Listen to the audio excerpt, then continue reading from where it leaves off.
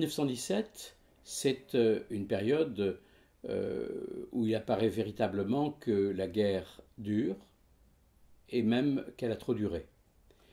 Ce sont déjà des millions de morts, c'est un front qui ne bouge quasiment pas, et il y a un certain désespoir qui commence à naître, non seulement parmi les soldats, mais en même temps dans les opinions.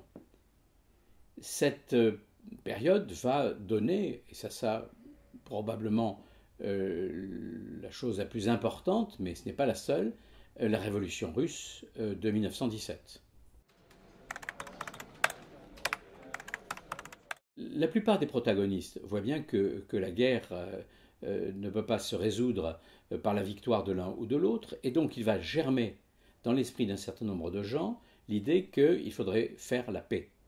Alors, c'est pas n'importe qui. Il y a les socialistes qui vont se rassembler, qui vont essayer de faire des propositions de paix. Il y a le pape, et il y a encore, par exemple, l'empereur, le nouvel empereur d'Autriche. Aucune de ces tentatives ne sera couronnée de succès, et en fait, la guerre va continuer.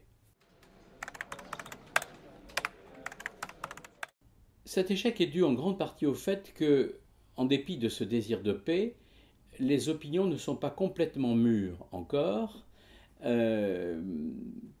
pour accepter que tous les morts que l'on a connus déjà l'aient été pour rien. Une paix blanche, ça voudrait dire que tous ces gens se sont sacrifiés pour aboutir finalement à pas grand-chose, puisque grosso modo, ce que proposent un certain nombre des partisans de la paix, c'est de revenir au statu quo ante. Et ça, ce n'est pas tellement tolérable. Ensuite, il y a beaucoup de gens qui trouvent que le monde qui sortirait de cette guerre serait encore plus troublé que celui qui précédait la guerre.